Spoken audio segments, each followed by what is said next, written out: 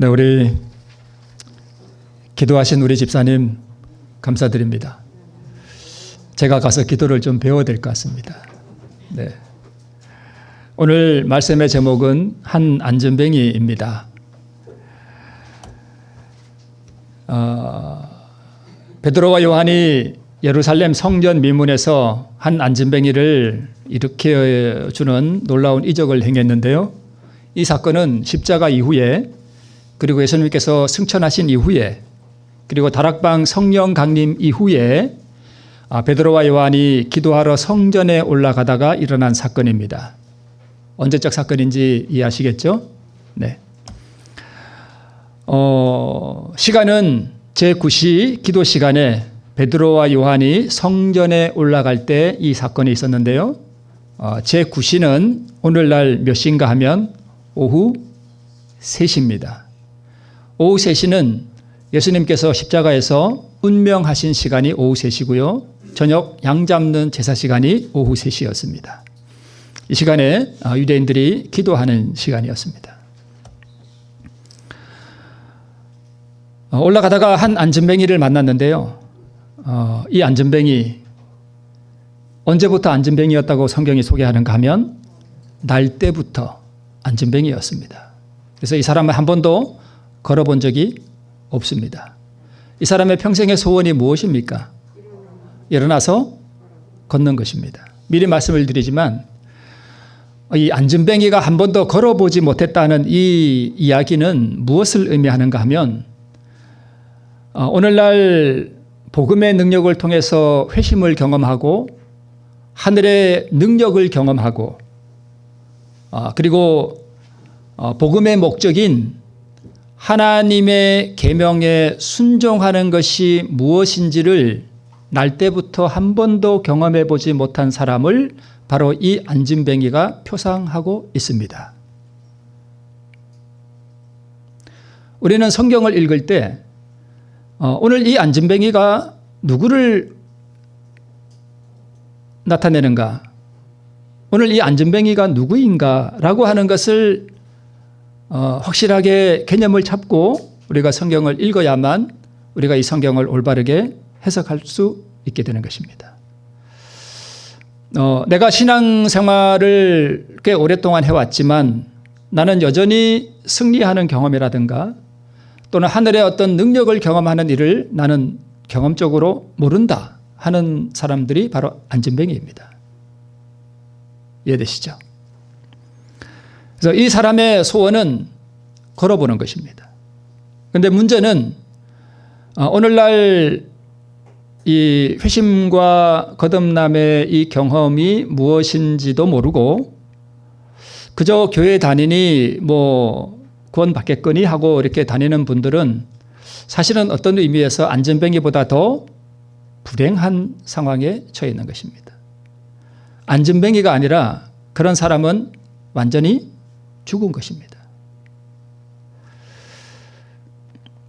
이 안전뱅이에게 희망이 있었던 것은 무엇인가 하면 자기 인식이 있었다는 것입니다. 자기 상황을 판단하고 이해할 수 있는 그런 것은 최소한 있었다는 것입니다.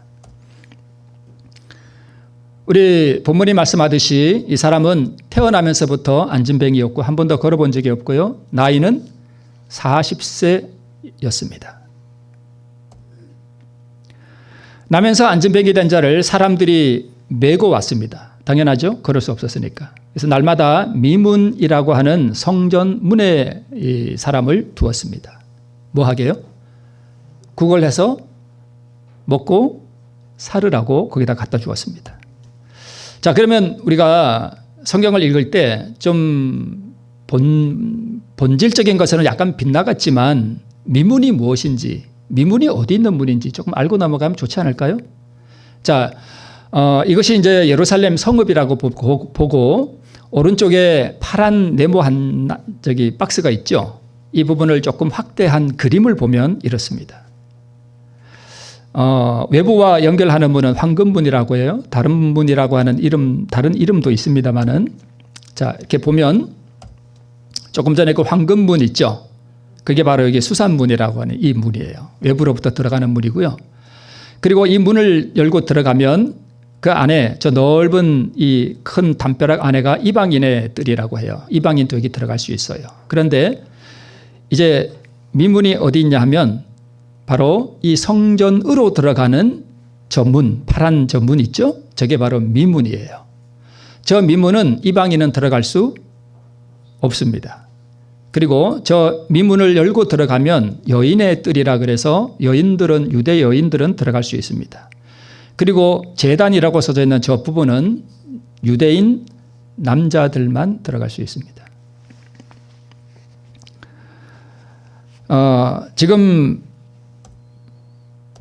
여기 빨간 문 있죠? 이 문은 지금 이렇게 생겼습니다.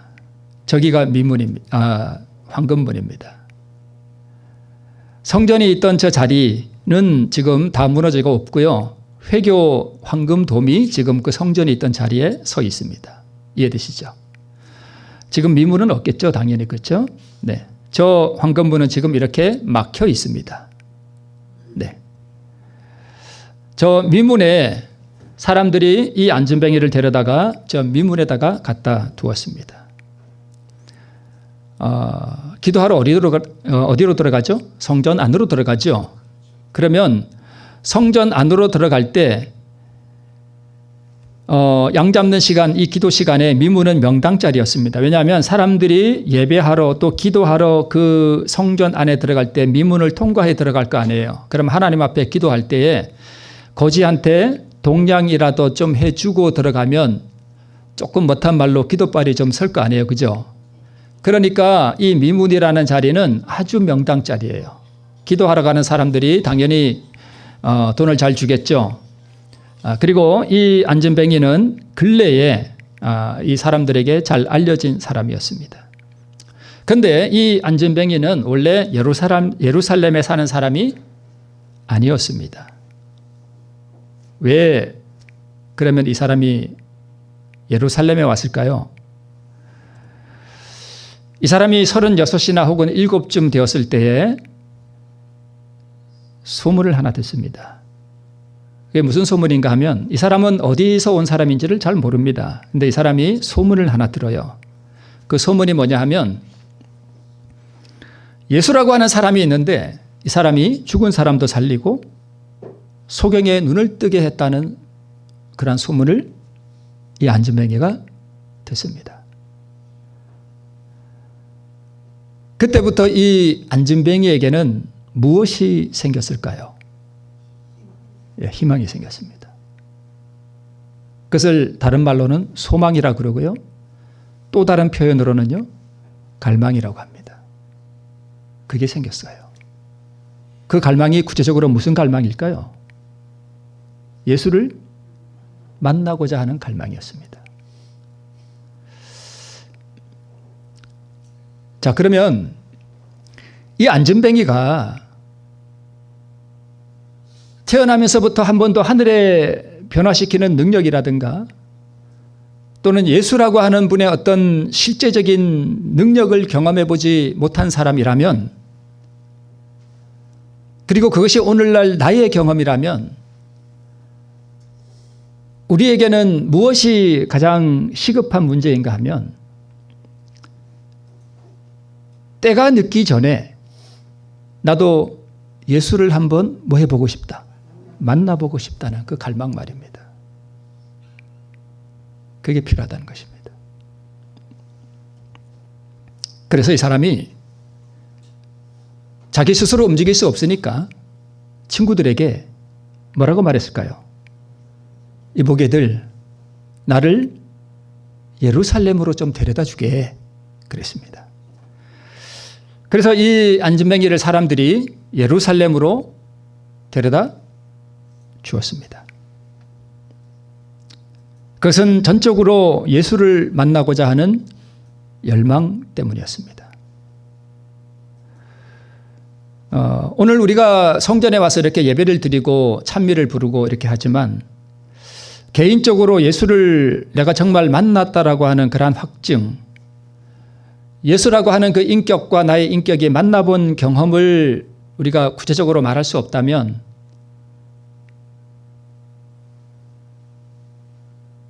그런 신앙은 뭔가 문제가 있는 신앙이겠지요. 시편 42편 1절로 2절에 보면 하나님이여 사슴이 시냇물을 찾기에 갈급함같이 내 영혼이 주를 찾기에 갈급하니이다. 내 영혼이 하나님 곧 생존하시는 하나님을 갈망하나니 내가 어느 때에 나가서 하나님 앞에 배울고.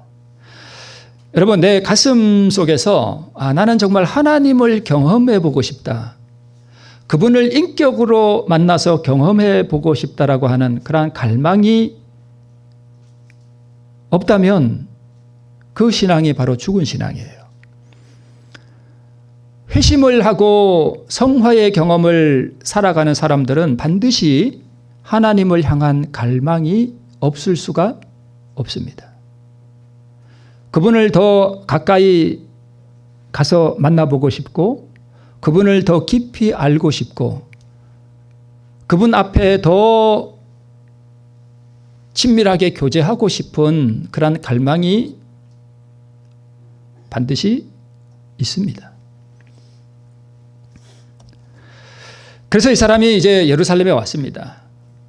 사람들에게 말했습니다. 내가 예수를 만나러 왔습니다. 하고 말을 했습니다. 그랬더니 사람들이 이렇게 대답했습니다. 이보게 예수라는 사람은 얼마 전에 죽었다네. 나사렛 이단의 괴수로 몰려 아주 잔인하게 처형을 당했다네. 라고 말해 주었습니다. 이 사람의 평생의 소원이고 가장 이 사람에게 삶의 희망을 주었던 그 갈망이 물거품이 되는 순간이었습니다. 그렇죠? 예수님 죽었대요. 그 예수라는 사람이 지금 예루살렘에 없다는 것입니다. 너무 늦은 거예요. 그죠? 너무 늦게 왔습니다. 오늘 이 사람은 그래도 방향성은 잘못된 게 아니죠. 예수를 만나고자 하는 열망 때문에 예루살렘에 오기는 왔지만 늦었습니다. 그러나 이 사람과는 다르게 헛일을 하다가 늦은 사람들이 꽤 많습니다. 그 축복을 회복하기에는 너무 늦었다. 이거는 안전뱅이 얘기가 아니라 에서 이야기입니다. 에서 아시죠? 그 장자권의 축복을 등한히 여기다가 그 축복을 회복하기에는 너무 늦었다. 이렇게 너무 늦었다는 말이 정언의 말씀에 꽤 많이 나옵니다. 또 하나는 그 고백이 자신에게 유익을 주기에는 너무 늦었다. 누구 얘기일까요? 아간 얘기입니다. 아간. 그죠? 아간. 자기 종족의 이 제비가 뽑히고 할 때 점점 자기에게 다가올 때 미리 죄를 고백하고 회개했더라면 됐을 텐데 자기에게까지 지목이 되도록 그는 자기 죄를 고백하지 않고 침묵하고 있었습니다. 그래서 죽임당했습니다. 만약에 그가 미리 회개했더라면 구원을 받았겠죠. 너무 늦게 회개했습니다. 다 때가 있는 것입니다. 사람들은 자기의 불신을 후회하으나 때는 너무 늦었다. 노아 홍수 때 사람들이 다 멸망받을 때 그 사람들 얘기예요. 창수가 나고 모든 아름다운 것들이 다 쓸려 나가는 것을 바라보면서 깊은 공포 가운데서 후회했지만 때는 너무 늦었습니다. 이것은 예수님께서 재림하시기 바로 직전에 온 세상 사람들이 복음을 거절하고 났을 때 드디어 세상이 재앙이 내릴 때 이 세상의 사람들이 외치는 말이 바로 너무 늦었다. 너무 늦었다입니다. 그대로 외칩니다. 마지막 때 수많은 사람들이 외치는 말이 뭐냐 하면 너무 늦었다. 너무 늦었다. 이게 얼마나 무서운 얘기인지 여러분 지금은 모르실 거예요. 영원히 때가 지나가고 난 다음에 외치는 이 너무 늦었다는 고백은 이 세상에서 가장 저는 무서운 말이라고 생각이 됩니다. 이게 가장 무서운 말이에요. 너무 늦었다. 돌이키기에는 영원히 늦어버린 거예요. 두 번 다시 기회가 없다는 이 공포, 이게 얼마나 무서울까요? 유다는 자기의 간청이 헛된 줄 알고 너무 늦었다고 부르시며 재판정에서 뛰쳐나왔다. 유다가 진짜 그렇게 외쳤습니다. 유다가 진짜 외쳤다니까요. 너무 늦었다. 너무 늦었다. 어제 우리 세종 예식에 대해서 말씀 나눴잖아요.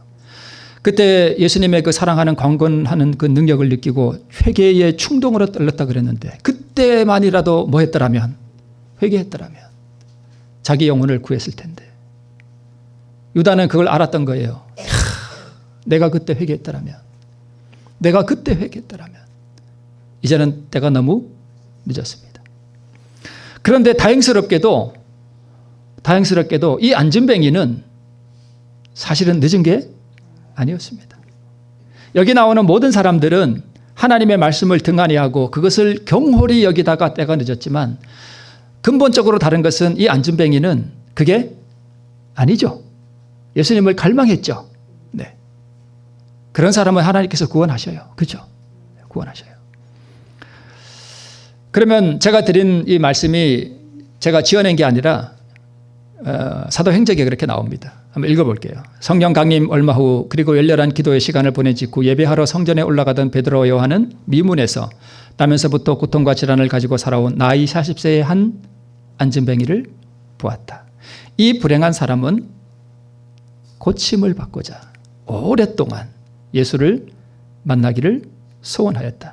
그러나 그는 거의 가망이 없었고 또 위대하신 의원이 활동하시는 곳에서 멀리 떨어져 있었다. 마침내 그의 호소로 친구들이 그를 성전문으로 데려다 주었지만 그곳에 도착했을 때 그는 그의 소망의 중심이었던 그분이 잔인하게 처형당하셨다는 사실을 알게 되었다.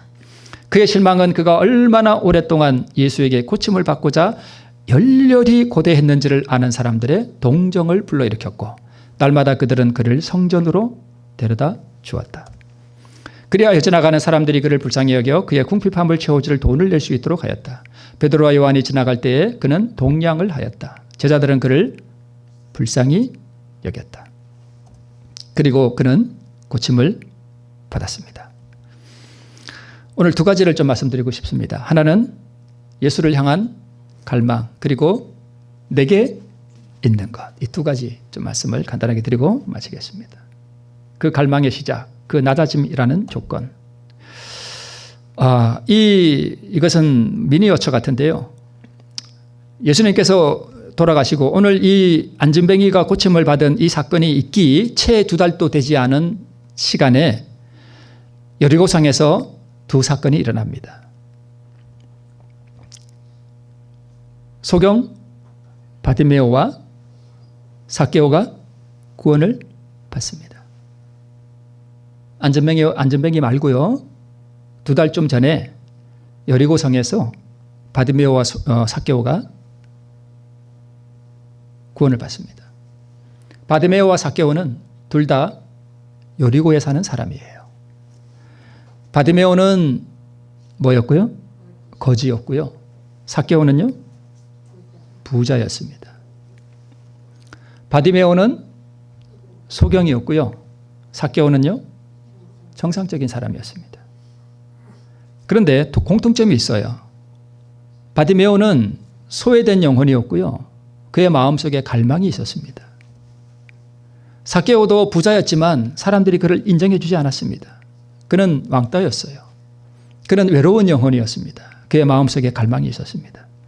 바디메오도 예수를 만나기 위해서, 그리고 삭개오도 예수를 보고자 하여 뽕나무에 올라갔지요.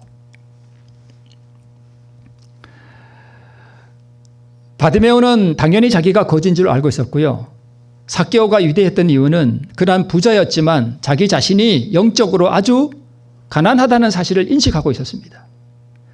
바디메오는 자기가 소경이라는 사실을 잘 알고 있었지만 삭개오는 정상적인 시력을 가지고 있었지만 자신의 영적으로 소경됨을 인식하고 있었습니다. 구원이 어디서 시작되는가 하면 구원은요, 폐허의 무더기에서 시작됩니다.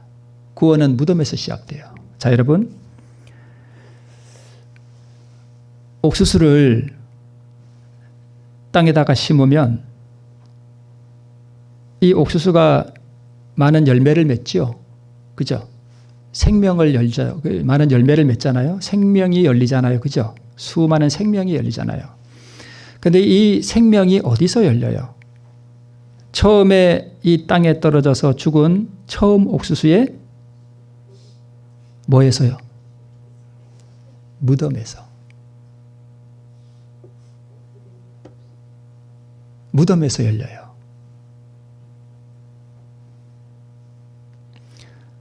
우리 죽은 의인들이 생명을 받고 다시 나오는 곳이 어디죠? 무덤이에요. 영적으로도 마찬가지예요. 여러분, 우리가 하나님의 생명을 받고 의를 받기 위해서는 어디에 들어가야 되는가 하면 무덤에 들어가야 돼요. 거기에서 구원이 시작됩니다.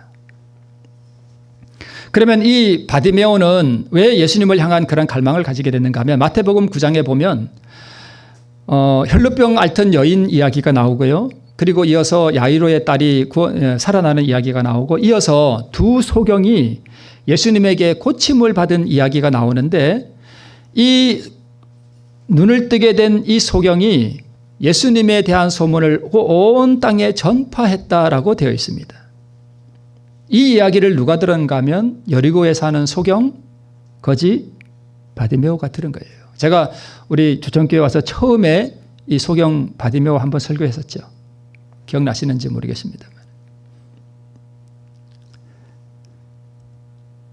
그래서 여기 말씀 있듯이 저희가 나가서 두 소경 이야기가 나오고 맨 밑에 보면 저희가 나가서 예수의 소문을 그 온 땅에 전파했다라고 되어 있습니다.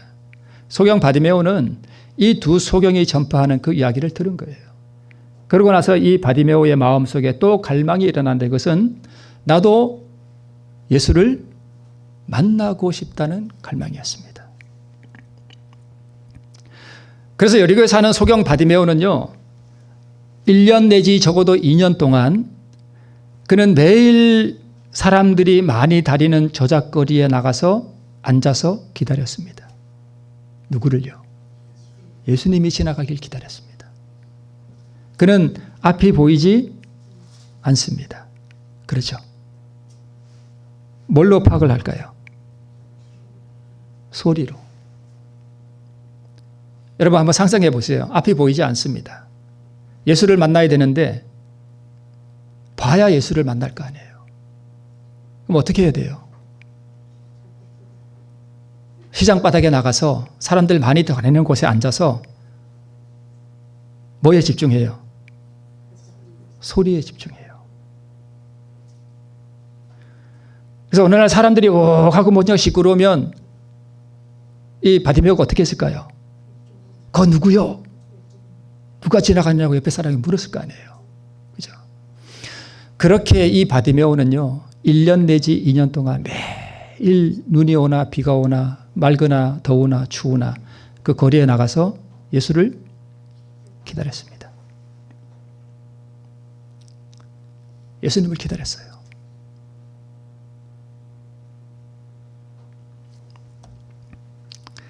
소경 바디메오는 길가에서 기다리고 있었다. 제 얘기가 아니에요. 정안에 다 있어요. 그는 얼마 동안요? 오랫동안 뭐하며? 기다리며 예수를 만나고자 하였다. 오늘 이 안진뱅이와 이 바디메오는 어때요? 똑같습니다. 뭐가 있어요?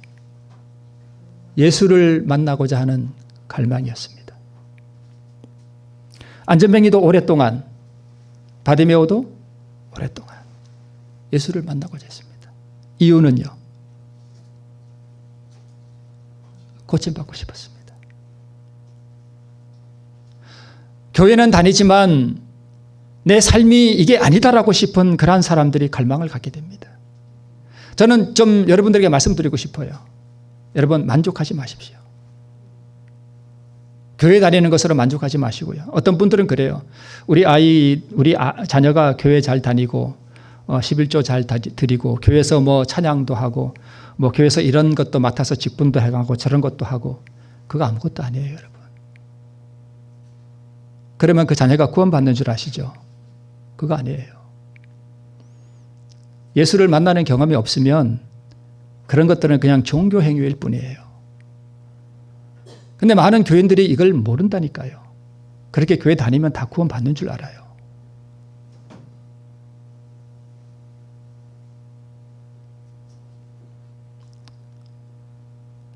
내가 교회는 다니는데 예수라고 하는 분을 인격적으로 만나고 싶고 그분을 혹은 만났고 그분을 더 깊이 만나고 싶고 그분을 더 깊이 알고 싶고 그분에 대해서 참 더 많이 알고 싶고 그분을 더 인격적으로 만나고 싶고 그분의 사랑을 더 깊이 경험하고 싶은 갈망이 없는 사람은요, 죽은 신앙입니다. 여러분 보세요. 예수님을 만나고 구원받은 사람들은 다 어디서 예수님을 만났는가 하면 가장 깊은 골짜기에서 만났습니다. 그렇죠? 하나밖에 없는 아들이 죽었어. 모든 것이 다 무너진 과부. 자기 가장 사랑하는 딸이 죽었어요. 나는 문둥이에요. 사회로부터 완전히 격리됐어요. 더 이상 삶에 소망이 없어요. 나는 소경이고 거지예요. 나는 인생에 아무 의미가 없어요. 나는 차라리 죽는 게 더 나아요. 나는 날 때부터 안진뱅이에요. 나의 인생에 소망이 없어요. 그냥 빌어먹는 인생일 뿐이에요. 나는 병이 들었는데 가지고 있는 재산을 병원에 다 갖다 줬어요. 그래도 병이 안 나아요. 내게 남은 것은 이제 죽음의 선고뿐이에요. 나는 이제 얼마 있으면 죽어요. 12년 동안 저는 혈루병을 앓았어요. 구원받은 사람들이 다 어떤 사람들이에요? 다 그런 사람들이에요. 왜 그런 사람들이 구원을 받을까요? 마음에 뭐가 생길까요? 갈망이 생겨요. 뭐 받고 싶은 갈망? 구원받고 싶은 갈망이 생기는 거예요. 그래서 하나님께서는 때로는 우리에게 고난을 허락하시는 이유가 우리로 하여금 그 막다른 골목으로 우리를 몰아넣어서 우리로 하여금 주님의 필요를 느끼게 하기 위해서 그렇게 하셔요. 여러분, 진리의 지식보다 더 중요한 것은 예수님을 인격적으로 만나는 거예요. 저는 이렇게 예수님을 만나봤습니다. 저는 이렇게 예수님의 인격을 만나봤고 그분의 사랑에 내가 깊이 침잠해 봤습니다. 라고 말할 수 있어야 돼요. 설교를 많이 듣고 뭐 진리가 이렇고 저렇고 하는 그러한 지식도 물론 중요하지만 그 지식 위에 우리 하나님을 인격적으로 만나야 됩니다. 자,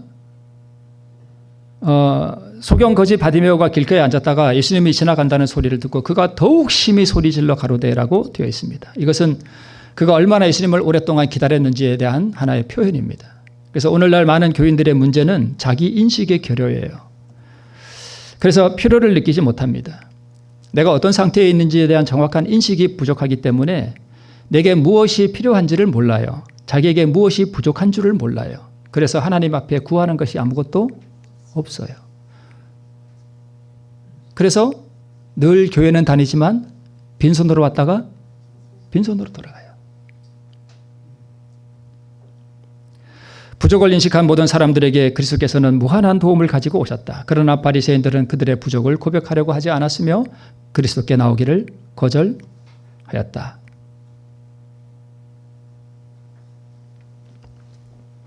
삭개오도 그렇습니다. 삭개오는 예수를 보기로 뭐 했대요? 결심했대요.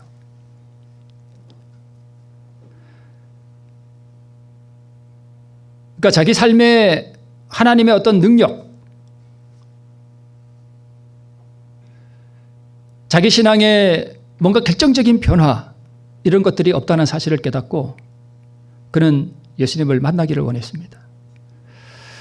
그래서 세리장은 그의 마음에 희망을 가져다 주었던 그런 말씀을 하신 분의 얼굴을 보기를 원하였다. 운집한 군중이 가까이 와서 지나갈 때에 삭개오는 그가 보고자 원하던 분의 모습을 찾아내려고 아주 열망하는 눈으로 살펴보았다라고 되어 있습니다.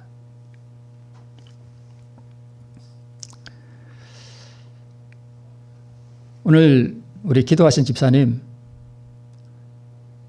세상에 어떤 것을 구하다가 인생에 진짜 가치 있는 것을 우리가 찾지 못하고 저는 기도가 저도 그런 기도가 잘 안 나오는데 우리 집사님 어떻게 그런 기도를 하셨는지 제가 너무 감동을 받았습니다. 이 갈망은 내가 만들어낼 수 있을까요? 아니요. 성령께서 역사하셔야 이 갈망이 생겨요. 그래서 성령은 여러분 우리로 하여금 이러한 갈망을 만들어내고 우리가 어떤 영적 상태에 있는지를 우리로 하여금 깨닫게 하시고 우리를 예수 그리스도께로 인도하는 그러한 분이 바로 성령 하나님이세요. 성령 하나님을 여러분 구하시기 바랍니다. 그분의 효과적인 역사가 없으면 우리는 아무것도 할 수 없습니다. 오늘 나의 소망의 중심이 그리스도인가? 교회 잘 다니고 조석으로 예배를 드리고 그리고 가끔 기도하고 헌금도 잘 드리고 말씀도 보는데 저는 이만하면 되지 않았나요? 물론 이런 것 위에 예수라는 분의 인격을 향한 갈망이 없다면 사랑하는 연인들이 서로 교통하듯이 그분과의 인격적이고 실제적인 교제가 없다면 그 신앙은 헛것입니다.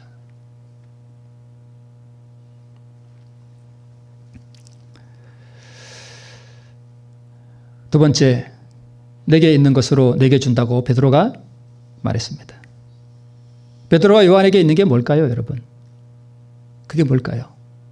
우리가 제가 늘 잘 말씀을 드리는 그리스도의 의예요. 내게 있는 거 예수님이잖아요. 그죠? 예수님이에요. 그러면 이 안전뱅이가 미문에 앉아있는 것을 볼 때 베드로와 요한이 아무 느낌도 없이 그냥 나사렛 예수의 이름으로 일어나 걸으라 이렇게 한 것이 아니에요. 이 베드로와 요한의 마음속에 뭐가 충만했는가 하면 그리스도의 의가 충만했어요. 그리스도의 의가 충만했다는 얘기는 무슨 얘기냐면 그 안전뱅이를 볼 때에 그의 마음에 그건 너무 불쌍했어요. 애통하는 마음이 생겼어요.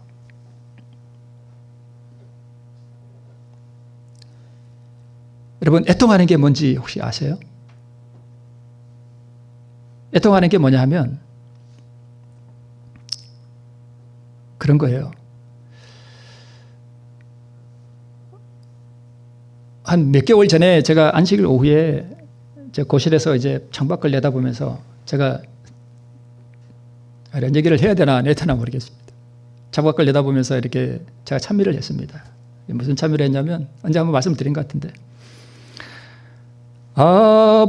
아버지 아버지 나를 구하신 아버지 감사합니다 감사합니다 영광 받아 주옵소서. 나를 구하신 아버지 나를 구원하신 아버지 얼마나 감사한지 그 찬양을 부르면서 그 아버지의 놀라운 은혜를 이렇게 묵상하고 있는데 갑자기 제 마음 가운데 애통함이 밀려왔습니다. 애통함. 근데 누구를 향한 애통함이었는가 하면 제가 선택한 건 아닌데 저희 큰딸이 있죠. 가끔 와서 피아노 치는 애. 그 아이 하나를 향한 애통함이 밀려왔습니다. 그 한 아이의 그 영혼을 향한 애통함이었어요. 나를 향해서 애통하는 게 아니에요. 다른 사람을 향한 애통함이었습니다.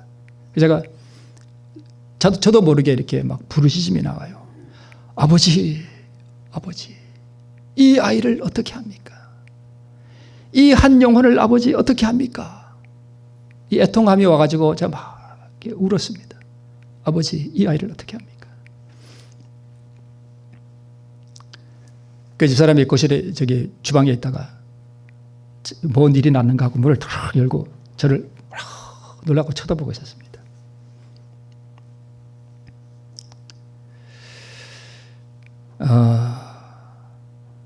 여러분, 베드로와 요한이 그 미문을 지나갈 때에 그 안진뱅이를 보고 느꼈던 감정이 바로 뭐였을까요? 애통함이었습니다. 불쌍하잖아요. 그래서 아까 우리가 그 사도행적에 나온 말씀처럼 베드로와 요한이 제자들은 이 안진뱅이를 어떻게 여겼다고요? 불쌍히 여겼다.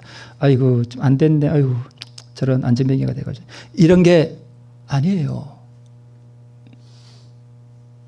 애통함이에요. 애통함. 그 한 영혼을 향한 애통함. 누구의 마음일까요? 그리스도의 마음이에요. 그러니까 저는 절대 여러분 뭐 저를 드러내고자 하는 것은 아닌데 그냥 제가 아버지의 그 구원하신 은혜를 너무 감사하니까 하나님께서 하나님의 마음 중에 우리 큰 아이를 향한 애통하는 그 한 영혼을 향한 어떤 애달픈 마음을 저에게 살짝 맛배기로 그냥 살짝 보여주신 것 같아요.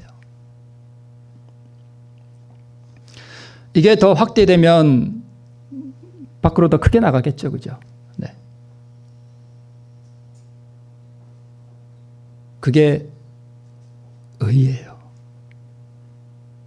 그것을 의라고 합니다.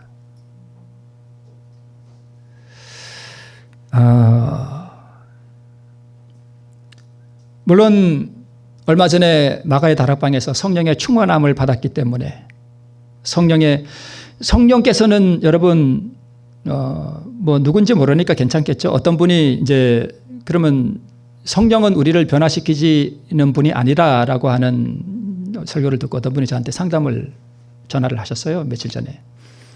여러분, 성령께서 직접 우리를 변화시키나요? 만약 성령께서 우리를 의인으로 변화시키는 분이라면 예수님은 필요 없어요. 그분이 십자가에서 죽으실 이유도 없어요. 성령은 우리가 의를 받도록 우리를 예수님의 의로, 예수님에게로 뭐 하는 분이에요? 이끄시는 분이에요.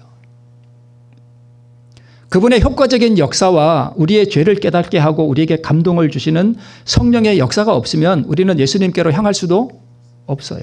성령의 절대적인 역할이 없으면 우리는 의로워질 수가 없습니다. 그러나 그 위대하신 성령의 능력도 우리를 그분의 성령의 의로 우리를 변화시키는 것은 아닙니다. 우리를 변화시키고 우리를 의인으로 만드는 것은 오직 누구의 의예요? 그리스도의 의예요. 그러면 안진뱅이에게 있는 것은 무엇일까요? 우리가 읽었던 말씀입니다. 이 안진뱅이에게 모든 소망의 중심은 뭐였습니까? 그분이었습니다. 주님. 오늘 기도하신 집사님의 그 기도 내용이 바로 그거였어요. 그죠?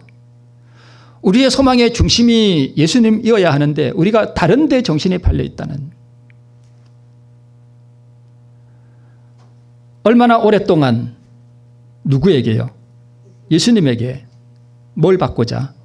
고침을 받고자 열렬하게 고대하고 있는가? 우리의 소망의 중심이 어디 있습니까?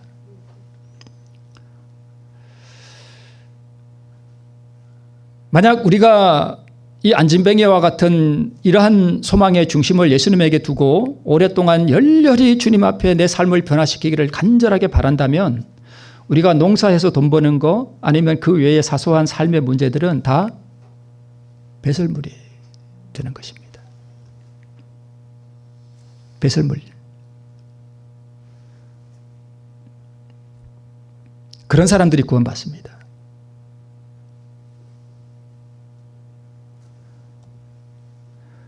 베드로와 요한의 경험으로 나가기 위해서는 우리는 이 안진뱅이와 베드로와 요한의 이 과정을, 이 세 사람의 모습을 보면서 우리는 어디에서부터 어디로 향하는 신앙의 여정을 걸어가는가 하면 안진뱅이에게서 베드로의 그 신앙 경험으로 나가는 거죠. 그죠? 네, 그 경험이에요. 그럼 우리가 베드로와 요한의 그 그리스도의 의로 충만하고 성령으로 충만한 그러한 경험으로 나가기 위해서는 우리가 먼저 어느 자리로 나가야 되는가 하면 안진뱅이에게로 나가야 되는 것입니다. 성령과 그리스도의 의는 충분히 준비되어 있습니다. 그러나 뭐가 부족한가 하면 문제는 그것을 받고자 하는 열망하는 눈이 없다는 것입니다. 우리 일주일간의 삶을 가만히 되돌아보면 나는 과연 무엇을 쫓아서 사는가? 그리스도의 의를 더 충만히 받고 그분을 더 깊이 알고자 하는 열망으로 살아가는가? 아니면 다른 데 내 마음이 온통 가 있는가 하는 것을 보면 우리가 무엇을 바라고 살아가고 있는가 하는 것을 우리가 볼 수 있게 되는 것입니다. 여러분, 이스라엘 백성들이 뭘로 망했는가 하면 지식으로 망했습니다. 이스라엘 백성들이 뭘로 망했는가 하면 직분으로 망했고요. 연륜으로 망했고 진리로 망했습니다. 행함으로 망했고요. 이스라엘 백성들은 믿음으로 망했습니다. 어떻게 진리로 망하나요?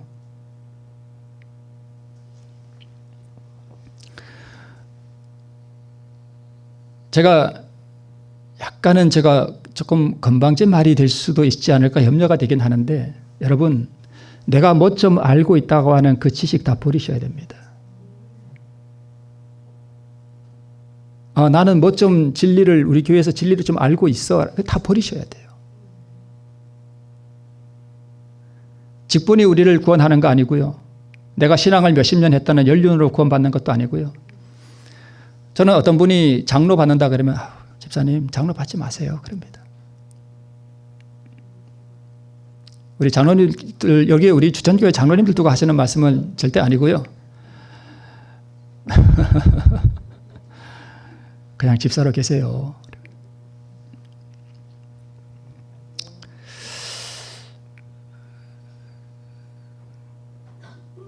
믿음으로 망했습니다.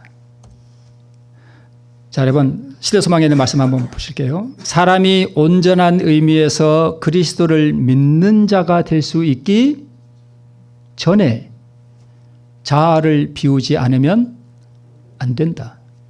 자아가 포기될 때 주께서 사람을 새로운 피조물로 만드실 수 있으시다.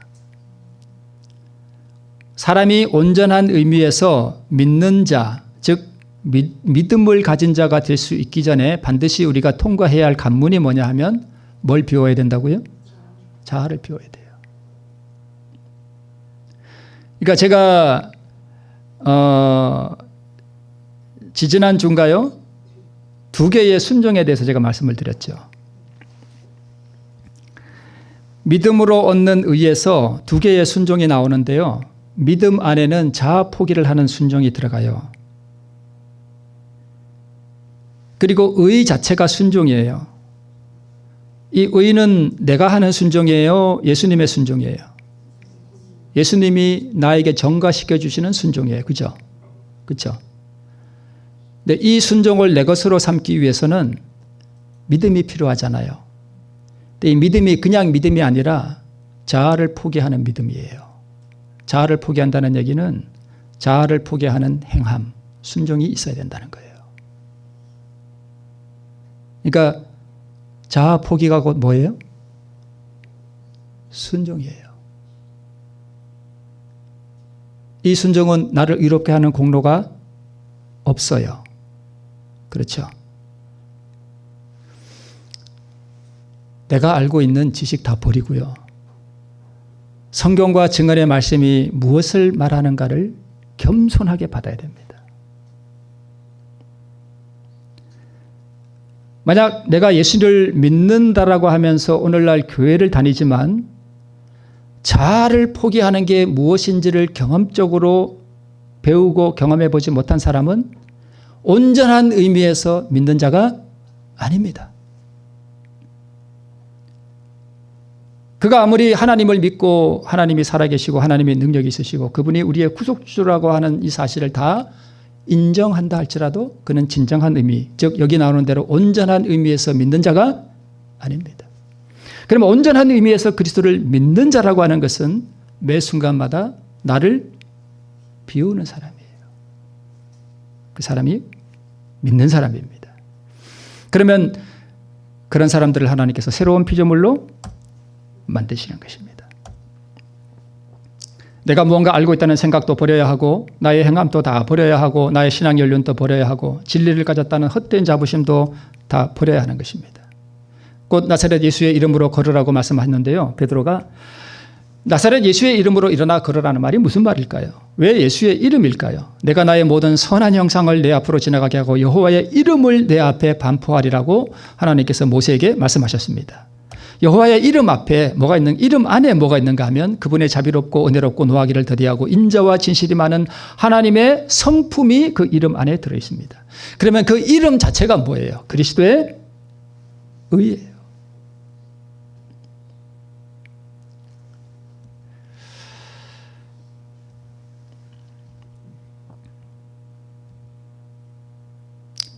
이 말씀 읽고 마치겠습니다. 그러면 그것은 무엇을 의미하는가? 그것은 그대가 믿음으로 붙잡고 있는, 뒤에 몇 컷 더 있습니다. 무엇을 의미하는가? 그것은 그대가 믿음으로 붙잡고 있는 그리스도의 의, 그분의 노력과 그분의 신령한 능력으로 공급된 의를 가지고 그대가 하나님의 계명을 지킬 수 있다는 사실을 듣고 이해하는 것이다 라고 되어 있습니다. 자, 여러분, 우리가 하나님의 계명을 지키는 사람만이 하늘에 갑니다. 맞습니까? 하나님의 계명을 지키는 사람만 하늘에 가요. 그럼 우리가 어떻게 하나님의 계명을 지킬 수 있습니까?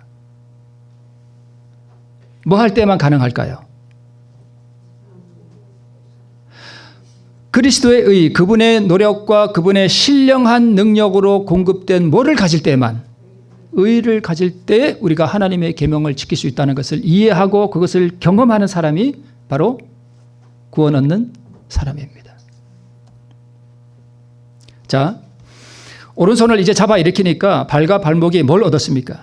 힘을 얻었습니다. 저는 이것을 의라고 생각합니다. 의를 얻은 거예요. 능력을 받은 거예요. 그래서 뛰었습니다. 걸었습니다. 성전으로 들어가면서 하나님을 찬미했습니다. 오늘 이 안진뱅이가 한 이 행위가 무엇을 의미하는가 하면 우리에게 적용해 보자면 딱 한 가지예요. 계명을 지키는 것입니다.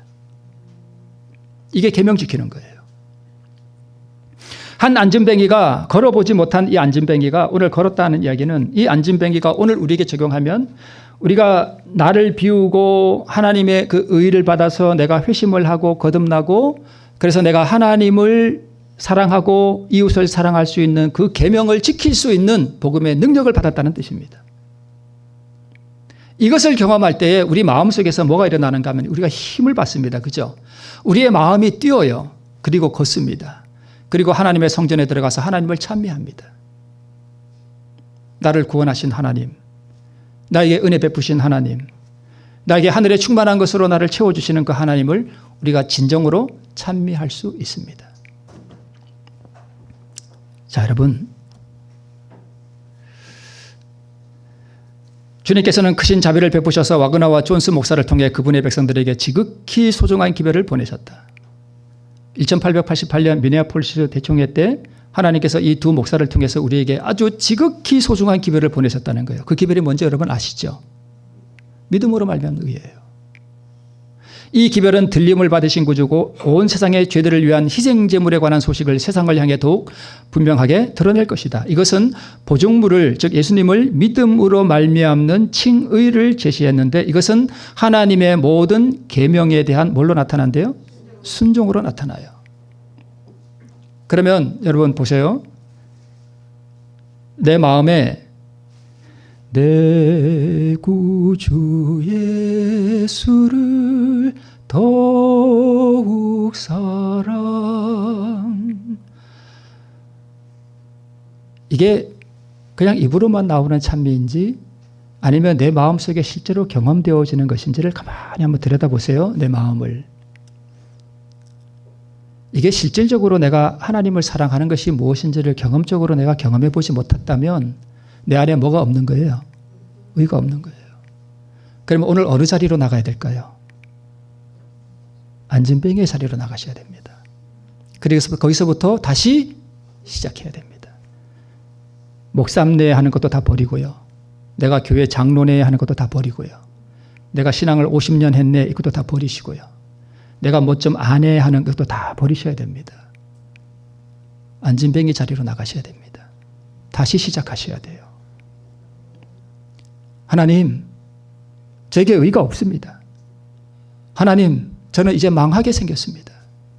하나님, 내가 이 의를 받지 않으면 저는 구원받지 못합니다. 하나님, 저는 모든 것을 다 배설물처럼 여깁니다. 다 버립니다. 다시 시작하겠습니다. 하나님, 저를 가르쳐 주십시오.